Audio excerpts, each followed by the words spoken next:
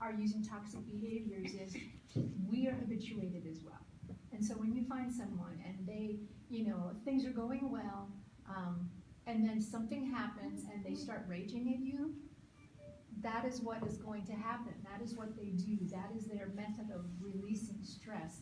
And so as we're interacting with people, recognize that toxic behaviors are predictable and habitual, okay? Daniel, go ahead. The patterns. The patterns. You can see the cycle, and you know we're here, and now we're here, and we're here, and we're here. Yeah, we talked about that over there. Okay, but, Daniel 7:5, talking about this bear, it says it raised itself up on one side. So do you remember the lion? The lion stands up like how? He was stood up like a man. So that's an elevation. That's a magnification of the lion nature. Lions don't stand up and walk like a man. But it was done to the lion. If you look in verse 4 of Daniel 7. Chapter 4. Yeah, can you find that verse 4 in Daniel 7? Sure. And show where it says that it happened. Someone, like, who is it, does it to the lion?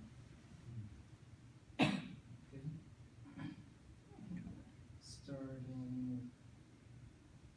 Just Daniel 7:4. Okay. Chapter 4.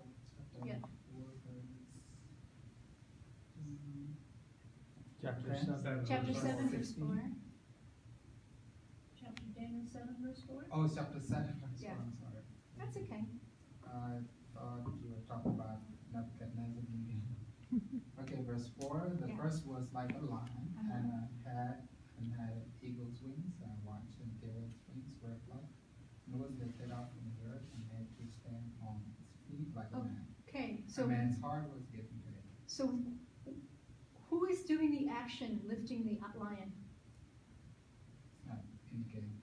Hmm? It was lifted. It's not Right. indicated. It was lifted up. Mhm. The lion did not lift himself up. Okay, but when we come to the bear is lifted up, but who does the lifting up of the bear? That's in Daniel 7, verse 5. And behold, another beast, a second like a bear, and it was raised up. It raised itself up Right. on one side. Okay, that's a very fundamental thing about being in a relationship with a toxic person, and we all know this. The origin of toxicity, the origin of maladjusted behaviors in Satan, who lifted himself up. He said, I will raise myself up above the stars of heaven in Isaiah. So this bear-like power promotes itself, it elevates itself above the station given to it. So it also exaggerates its accomplishments. Narcissistic people who have actually narcissistic tendencies and have the disease are like that. So here's an example of something that was said to me. And I had to just like think and look. So this person was going to a program, adult daycare program. And they told me one day, you know, because I speak Spanish, they hired a nurse's aide that could speak Spanish just so that they could communicate with me. There are 150 people who go to this, clients who go to this, and maybe there's like maybe 50, 60 workers. And this person told me, yeah, they hired a Spanish-speaking just so that they could speak with me. This person was bilingual, so they spoke English and Spanish. And I heard that and I thought, that's weird. But that wasn't the only pattern in when I was talking with that person, that they would have this grandiose idea about themselves, okay? It's not true. They just happened to hire someone who was a bilingual speaker. But when a person who has grandiosity, which is it's a very toxic thing to do, because when they have a relationship with you, then they're always going to be better than you and smarter than you, and you're always going to be wrong, and they're always going to be right. But when we listen to people and they're telling us stories, as you're getting to know people, something that can be a red flag is, if I'm getting to know, Pat initially, and we're telling the stories of our lives and whatever, some stories I'm going to tell and I'm gonna be the hero. Oh, this happened to me, and it was so funny, and that happened. And then in some stories, I'm gonna be the failure, because I really messed up, and it was so terrible, and I was so embarrassed. There's a balance. We all live that life. Sometimes we're the hero, and sometimes we're the villain, and sometimes we're the failure.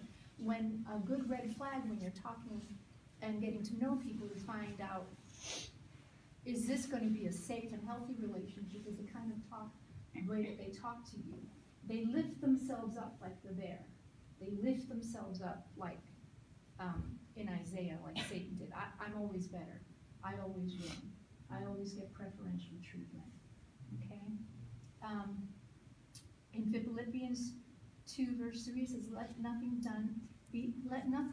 be done through strife or vainglory, but in lowliness of mind, let each esteem the other better than themselves. And I don't think that God puts that in the Bible because it's a good moral thing to do. I think it's a prescription, like something that we actually have to pay attention to, and to constantly be thinking of other people better than ourselves, and make that habitual, because we all have the tendency to vainglory and pride. Okay. The verse also says that bears devour much, and they do so without discrimination. Can someone look at Proverbs 18:2?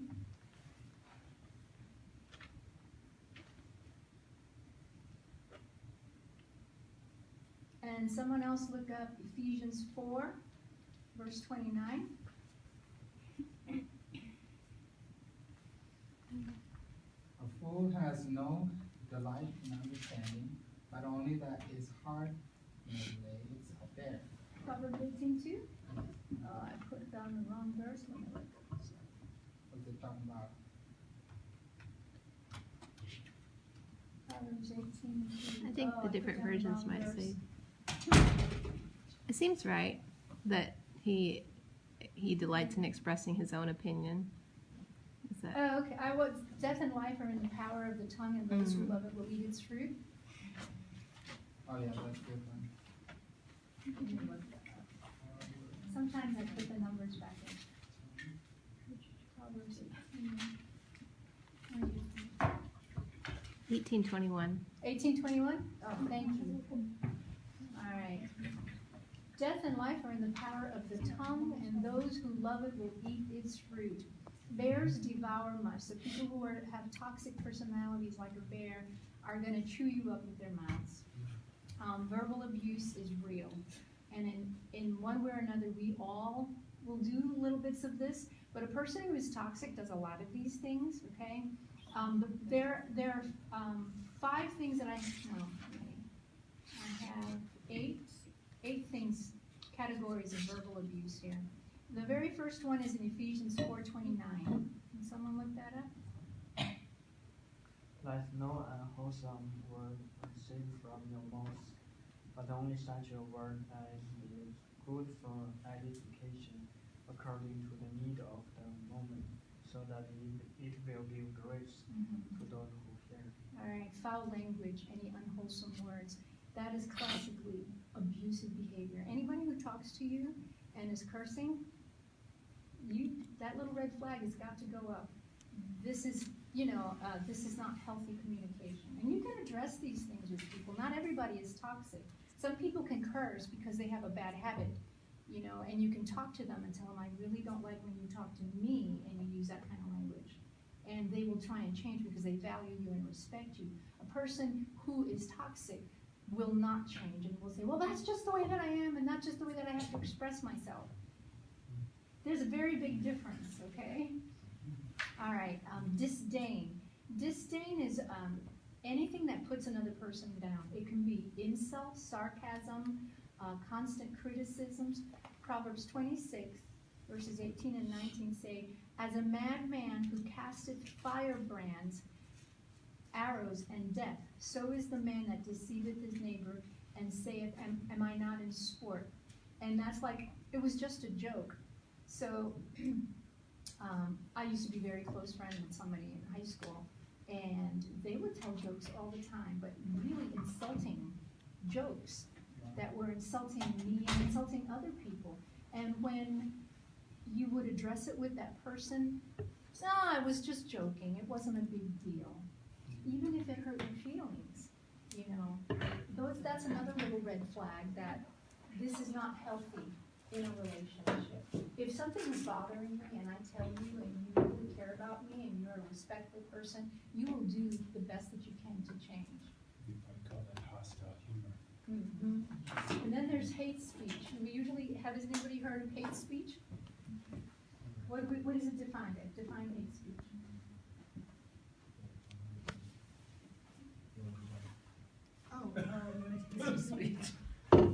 We find it about with some kind of discrimination, like racism or sexism, is like derogatory. Yeah, but hate speech is not only when a person says, you know, racially or sexism type, you know, misogynist statements, etc. It's if a person calls you stupid, you know. Hate speech is always inappropriate. So if they're being derogatory to you, and I mean, it seems crazy and you wouldn't think that people do not talk to other people this way, but it really happens. In loving, intimate relationships, one person or both may call the other person a name and say, you know, you just never get it, do you? That's hate speech, it's derogatory, and it's not biblical. Matthew 5:22 says, but I say unto you that whosoever is angry with his brother without a cause shall be in danger of the judgment. And whosoever shall say to his brother, Raka, shall be in danger of the council. But whosoever shall say, thou fool, shall be in danger of hell fire. So any form of communication in which we're diminishing someone else is verbal abuse. Okay, threats are always verbal abusive. So if you're in a relationship, let's just say you're dating somebody and they are like, you're having an issue, and they're gonna be saying, well, you know, I'm not really sure that if this doesn't change, I just don't know, I'm just gonna maybe have to break up with you. Oh, I mean, that's not a good example, because it could be a real reason why you need to break up with somebody. That's not a good example. But, oh no, I know, okay. All right, you guys think of one, let's do that. Can you think of an abusive statement that you might have in any kind of relationship, which is threatening? I've heard of people threatening to kill themselves if you leave me. Oh, yes. You know, Right. like Yes, that. Right. yes, That's that's very one of the very places where you good. just, yeah. It's Yeah. also coercive. Yes, yeah, Mhm. any coercive kind of communication is Right. always abusive. It's manipulation. Yeah, yeah. All right, so here's an interesting one, which is stonewalling. And I'm going to read you these verses. 2 Samuel 14 to 20. I'm not going to read it, it's too long. I'm going to tell you the story of what it was. So Absalom killed his brother, right? And he got sentenced to banish from the kingdom. And then he got Abner to get him back, but then David wouldn't talk to him. And it was 2 years that David wouldn't talk to him. David was stonewalling him. Stonewalling is verbal abuse too, even though it's not communicating. It's when, go ahead. Like, this side, the both sides know there's something going on, Yeah. and you are living there, you know, it's like put the hatred in the middle. Yes. You don't address it, it's gonna make everything awkward. Yes, yes, absolutely. Talk to the hand. Yeah, we're just not addressing it. I Right, don't like wanna you're talk about it invisible. right now. You're invisible. You know, or invisible, that's stonewalling, and that's verbal abuse, even though you're not talking, okay? And remember, Oh, no, I just have a question. Yeah. Would that be the same as giving someone the silent treatment? yes, Mhm. yes, Yet, there are times when it is appropriate to move away from the situation for safety's sake, to go through the process of thinking. right, but In that's order not to what we're address talking the about now. We're situation. talking, basically, we're gonna focus on the toxic behaviors, because we gotta get through this very quickly today. Aggression, Proverbs 15:1, a soft answer turns away wrath, but a harsh word stirs up anger. So anytime that somebody is talking to you and they're angry at you and, you know, accusing at you, or just like almost verbally violent, you can just like step back and say to yourself, this is verbal abuse and I really don't have to take it. And you can say, you know, we need to talk about this later, like what Kevin just said, we need to take a break, you know. But if it's something that's happening continually in your relationships, that is so unhealthy and something has to change. You cannot continue in a relationship with verbal abuse, okay? The Go ahead. Irish family, their family war is the result of the not dealing with the issue. Because it forced Absalom to betray his own father because of David didn't. Yes. That's a good way to address it. Yes, there was a lot of, David's family had a lot of toxic problems. They were kind of a mafioso type family. Another form of verbal abuse is deniability, okay? Matthew 26:9 says, for this ointment might have been sold for much and given to the poor. That's Judas talking about the gift that Mary gave. So is Judas telling the truth about what's in his heart? No. What is he doing? He's trying to like cover his, like really what's happening is he wants to be keeper of the money so he can, you know, one for me, one for you. So if anyone takes out of what he has, he's gonna make it look bad on them. Right. It's more like Right. two for me, And the one thing, for you. two from and the thing, you were gonna say something? No, and the thing that he is doing, he's talking out loud and he's poisoning everybody Thoughts, else's yeah. thoughts about what Mary has done, but he's presenting himself as if, I really just care about the poor. And Righteous Jesus is like, Christ. no, I know exactly what you were doing, you know, It's kind of selfish Yeah, by and- being self-righteous. yeah, Yeah. and he can always deny, oh no, deniability is the point here. I, didn't you hear what I said? I was thinking about the poor. I wasn't really mad at Mary. No. I don't think it's a waste for Jesus to have, you know, that ointment, but I mean, really, the poor? It's called spinning the truth. Yes, it's spinning, it's changing it so that you can always deny, no, I didn't mean that. That's not what I said. That's not what I meant to say. If that's happening in your relationships all the time, then that's another unhealthy thing. Another unhealthy thing is circular conversations. And in 1 Timothy 6:3-5, it has a whole lot of stuff there about communication, okay, unwholesome words, etc. But I want to focus on this: envy, strife, railings, evil surmisings, and perverse disputings. Mhm. And if you look at verse 5, it says, perverse disputings of men of corrupt minds and destitute of the truth, supposing that gain is godliness. And then, I don't know, did anybody go there to 1 Timothy 6, verse 5? Can you read the last phrase of verse 5? Who suppose that godliness is a means of birth? Oh, okay, you have a different version. Mine says, from such withdraw thyself. Oh, Yeah, so anytime that you're experiencing a relationship that continually has this type of verbal abuse, you need to do what the Bible says. You need to withdraw yourself. That can take a lot of work. That can take a lot of preparation, depending on what relationship you're talking about. If the abusive person is a professor, you just got to suck it up until the end of the semester, you know, or you need to tell somebody about the person. You need to do, you know, get advice. Drop the class. Well, there may be the Matthew method is important to consider. The what? The Matthew method, and Matthew what Oh, Matthew 18, yeah. Matthew. Yes, yeah. And yet, even so, prayer number one, and then approach, and then secondarily, you and, as the pattern goes, another brother or sister, go to the I don't know if person. that's gonna work in a class with Yeah, a it's toxic tough. professor. It is tough. but- Yes, well, There are some of the things you mentioned that are toxic. That actually we may do because we do not know how to communicate Right. our, Mhm. right. you know, because I could probably, you know, have somebody, you know, I could do one of those things because I don't know how to make myself clear to you, to say, well, actually, you know, I would like you to make yourself clear to me, or whatever the case may be.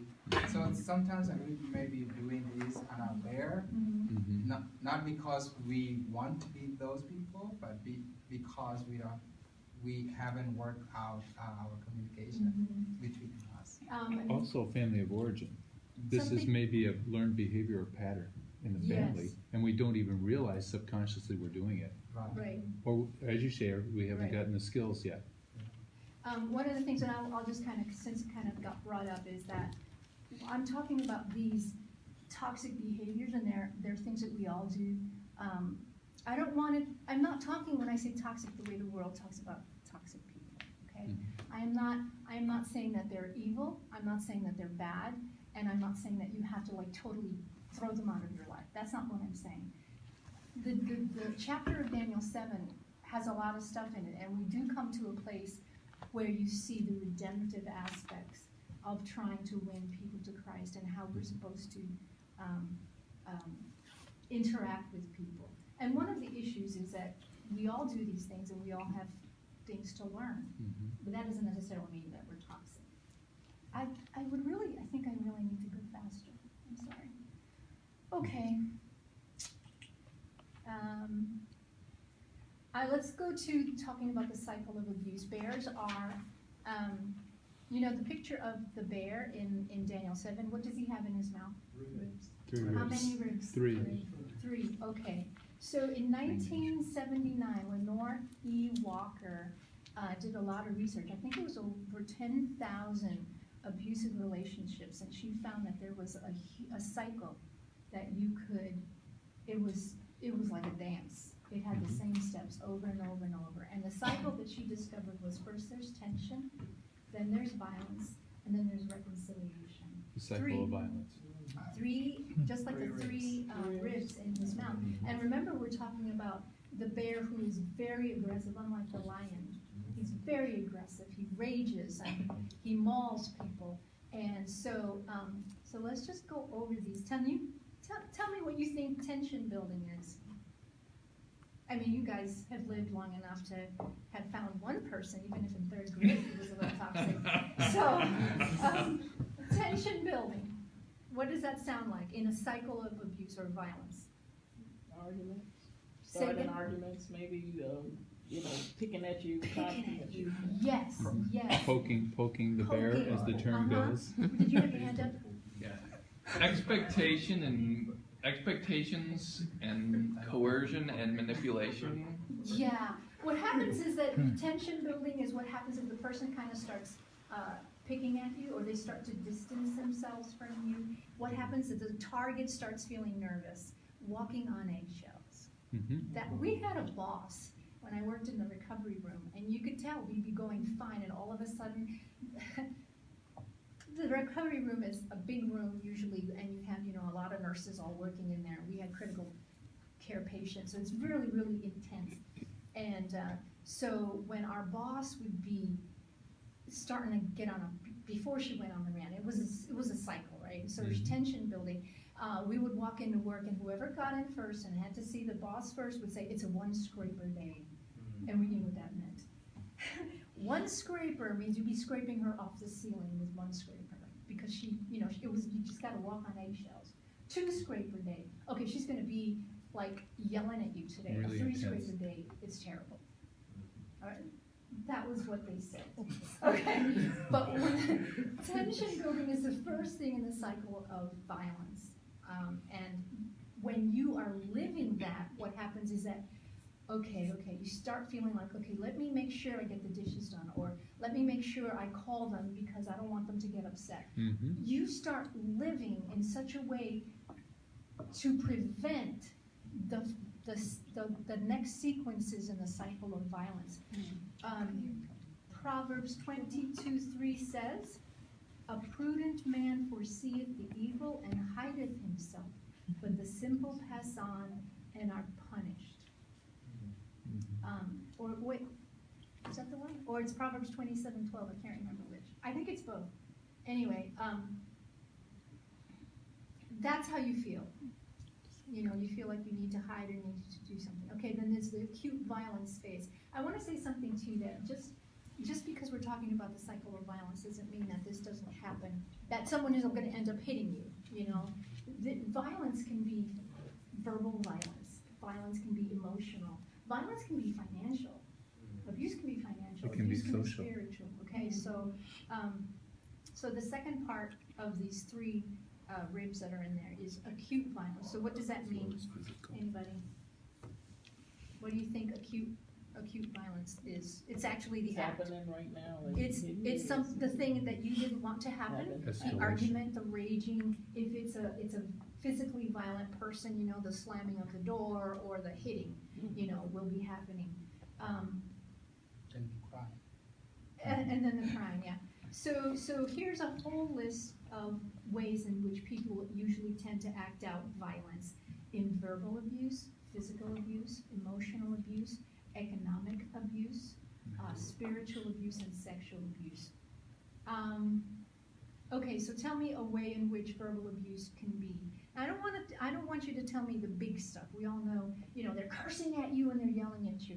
Can you think of an example? For example, friend A tells friend B that they were hurt when the first friend ignored her. And so the second friend turns around and says, "Oh, but you're just such a baby. You're so sensitive. It was the party. Of course, I was going to be talking to other people." That's abusive. Why? Why is it? Taking into account like their feelings, right? Yes. You couldn't even say, "Oh, you know, well, how could I have made it better?" Or like there's like no remorse. Right, and totally invalidating the other person. Yeah, okay. Physical abuse, so we know what that looks like, right? Now you've seen everything on TV and this stuff about beating on people, but slamming the door? That's physical abuse. That's taking a violent behavior. You know, and you see that teenagers do that all the time, you know, they're not fully grown.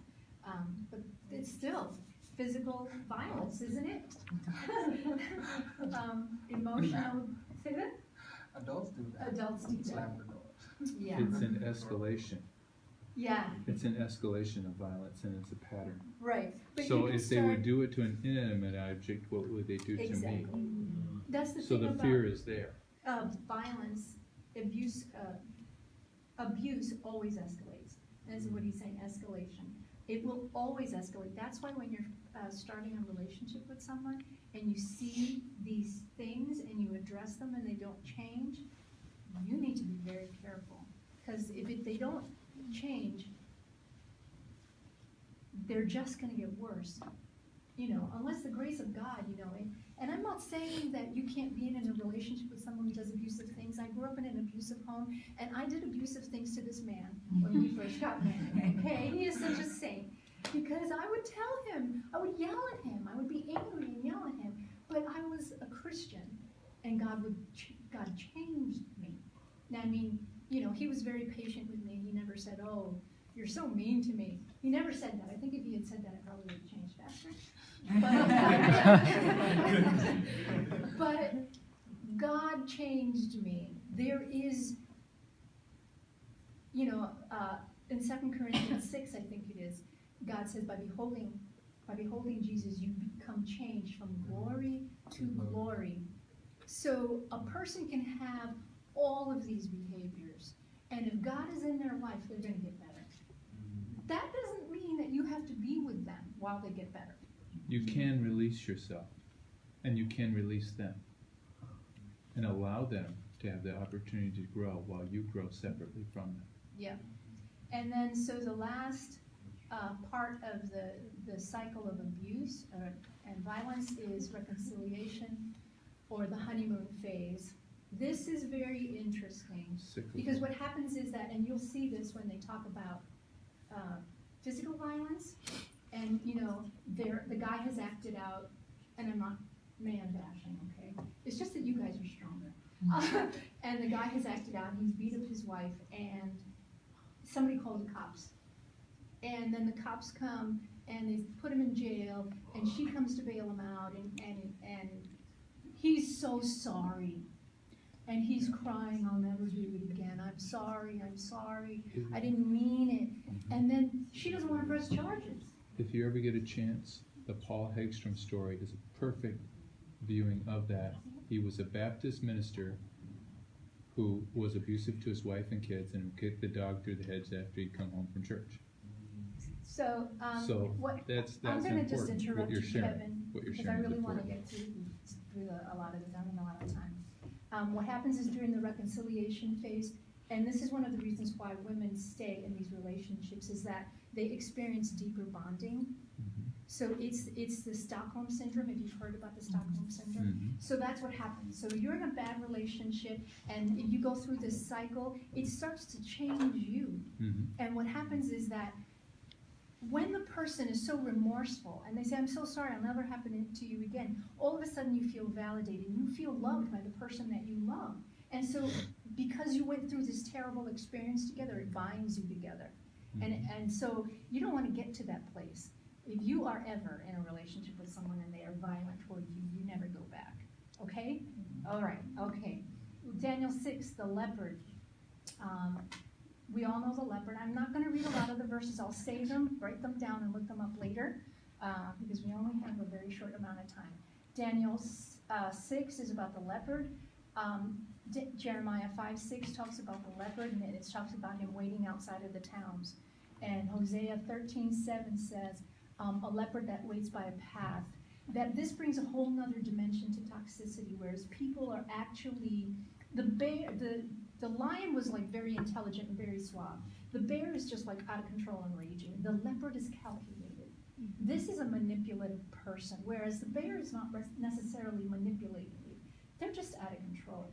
But this person, who is a leopard-like person, is Stealthy. clinically savage at you, clinically cruel. And there's a beautiful verse, if I can find it in one of these. Well, I'm just going to go through, and when I find it, I'll tell it to you. Okay. The leopard people have predictable behavior too. How many heads does the leopard in Daniel have? 4. Four. Four wings, heads. 4 heads. If you're looking at straight on at the leopard, how many of these heads are you going to be able to see? At one time, look in their eyes and really understand them. One. People like this always have something else going on. All right, and you're not going to be able to see it. And they're quick. When it comes to I'm going to read you a quote from a website, Compassionate Power. It says, when it comes to the more severe forms of destructiveness, purely emotional abuse is usually more psychologically harmful than physical abuse. There are a couple of reasons for this. Even the most violent families, the incidents tend to be cyclical, and it's like the cycle with the bear, with the 3 things that we just talked about. Emotional abuse, on the other hand, tends to happen every day. So the effects are more harmful because they are so frequent. The other factor that makes emotional abuse so devastating is the greater likelihood that victims will blame themselves. Excuse me. If someone hits you, it's easier to see that he or she is the problem. But if the abuse is subtle, saying or implying that you're ugly, for example, a bad parent, stupid, incompetent, not worth attention, or that no one could love you, you are more likely to think that it's your problem.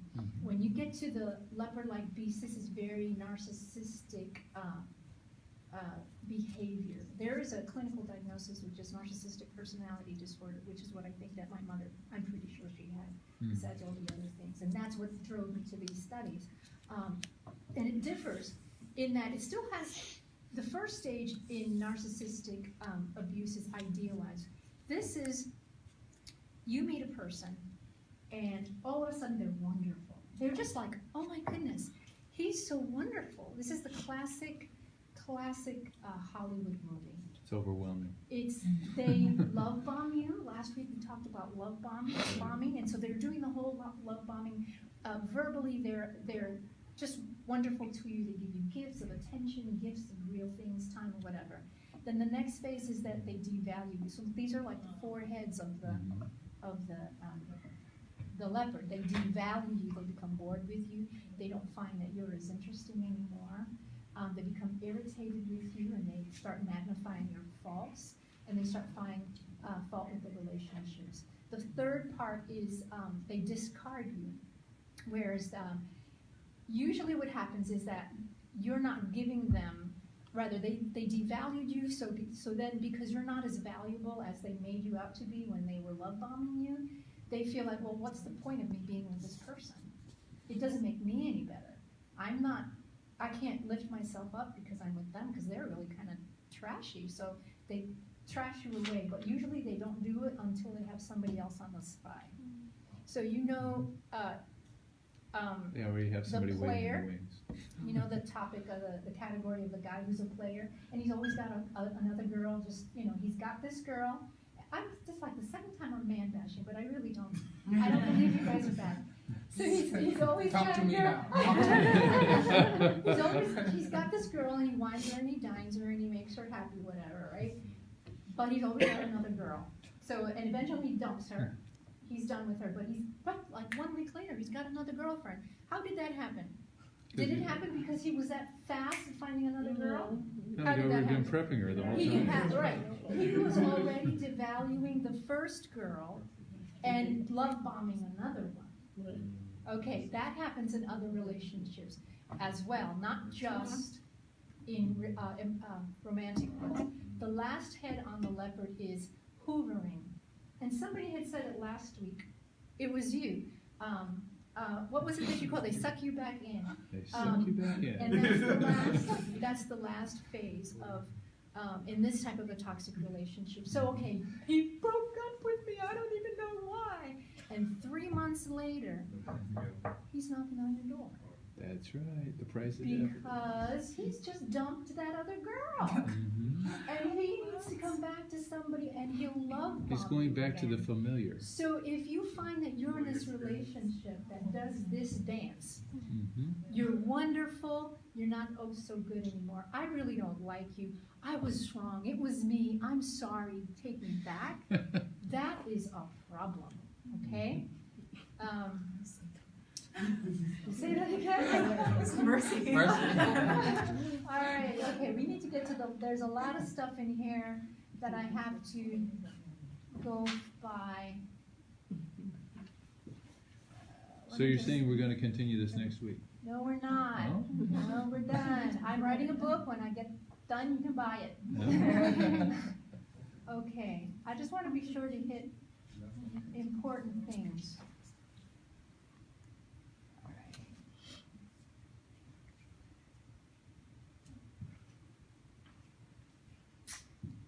Okay, I'm going to talk to you about gaslighting. There's a lot of things that leopard-like people will do. I'll just list off a few of them, but you know what these are. They will use, they will rage at you, they will manipulate you, they will intimidate you.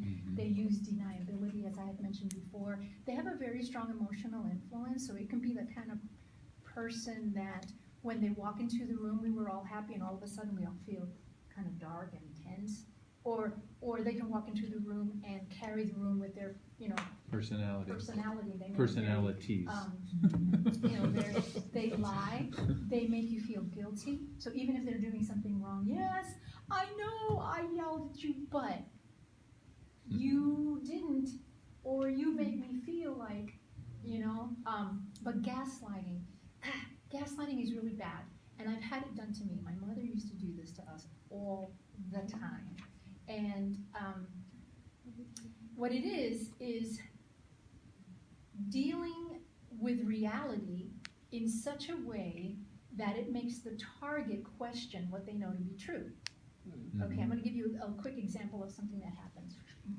And I love my mother. I'm not talking bad about you. The people who were not here last week, you don't understand what I'm saying, but I love my mother, and she was mentally ill, okay? And one of the things that she would do is gaslight her. And so she was living with us, and she was supposed to wear these support hose because all the liquid drained to the bottom of her legs. Edema. This kept okay. So what would happen is that she would take them off, and she wouldn't let me put them on her. And I would say, Mom, the doctor says you have to wear this. No, he doesn't say I have to wear them. He doesn't want me to wear them anymore. And I'm like, after a couple of times of her saying that, so I called the clinic. Is my mother supposed to wear the support hose? Absolutely. She has congestive heart failure. She needs to wear those every day. I said, okay, next morning, Mom, let's put these on. No, I'm telling you, the doctor says I don't have to wear them. I call the nurse. The nurse says, no, she's supposed to wear them. She has to wear them. I'm like, okay. And so then, what happened? I called Put her on I speakerphone. called the nurse while my mom, and had them put her on speakerphone. Yeah. And had my mom listen while the nurse, and I said, could you just say it out loud again so my mom can hear you? Because, you know, I know the nurse is saying yes, but my mom is saying the nurse is saying no. And so the nurse says it on the phone, yes, you're supposed to wear, oh, she laughed, I made a mistake. Okay? And then the What again? next time we had the issue over the things, no, what happened was she came home and she said, no, I'll ask the doctor. I'll ask him. I said, good, you're going to the clinic, because where she went for her adult daycare, they also had a clinic. You asked the doctor. So she came home, she didn't have her support hose on. And she goes, you see, I told you I'm not supposed to wear them. What And I'm again? so confused because I keep having the nurse tell me she's supposed to wear them. Lo and behold, I called the nurse and she was like, yeah, she's supposed to wear them. I said, well, she doesn't have them on, and she had them on this morning. She goes, well, she had them on when she left. So she took them off in the bus. Mm-hmm. And what ends up happening, if you're in a relationship with someone and they're constantly doing that to you, and this is called gaslighting, is that they make you question your reality. You start feeling like You're crazy. you're crazy. You're crazy. Absolutely. Did I understand what they meant? I must be crazy. I'm sorry, I misunderstood. You end up apologizing. This is all They classic. invalidate you, they take calculated action. There's in Psalm 36, 3 and 4, it says, he sets himself on a path that is not good. Oh my goodness.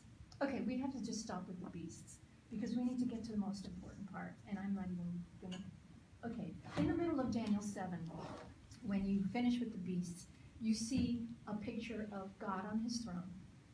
And he is sitting on his throne. It's a throne full of light.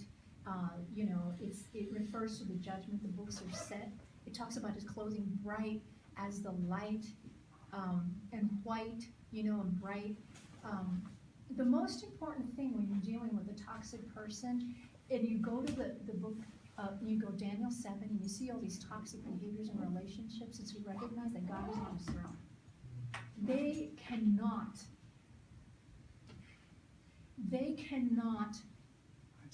kill you. Go ahead. They cannot not kill you, but they cannot kill your soul. There is a verse that I have. There's one that is in Proverbs, and it says something about a wicked man oppression maketh the righteous man mad.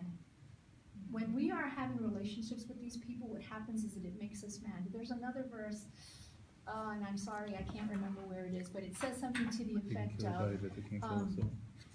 it's in the New Testament, and it says, I can find it because it's really important. Is that being in these relationships, you lose your sanctification, you lose your trust, your hold on God, you know, and that's the most important thing. But within these toxic personalities in Daniel 7, God did something marvelous. Smack dab in the middle of it is God and Jesus. And when you're studying Daniel 7 as a prophecy, you recognize that it takes you to Revelation, and it takes you to the three angels' messages because of the judgment. And when you go to the three angels' messages, the first one is glorify God and give him power, and he created everything. He created you, and he has the power to redeem you from whatever toxic relationship that you're in. The second angel says, Babylon is fallen. Whatever, it doesn't matter what toxic or oppressive relationship that you're in, they are fallen. Christ died on the cross. These people, these things that we do to others do not have to have dominion over us. And then the last angel says, what does the last angel say?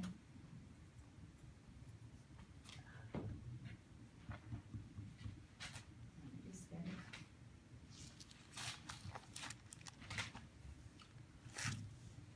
Oh. third angel, if any man worship the beast in his image, he received his mark on his forehead and on his hand. And the same shall drink. So the forehead is our thinking mechanism, and our hand is our doing mechanism. If we continue to think about the Bible and prophecies solely about time prophecies, we're not getting the full effect. Because we just saw that in a quick review of Daniel 7, and it actually does talk about toxicity in ourselves and in other people. And so the things that are in the Bible, for example, when we talk about the mark of the beast, which is the third angel, and historically, what is the mark of the beast? What do we teach as Adventists? Sabbath and Sunday law. Yes, the Sunday law, which is true. It is the Sunday law. But what good is keeping Sabbath if we are thinking and having relationships like beasts in Daniel 7? We need God's redemptive power in our minds, in our relationships. And the same prophecies and things that tell us about the end of time are also telling us about our thinking.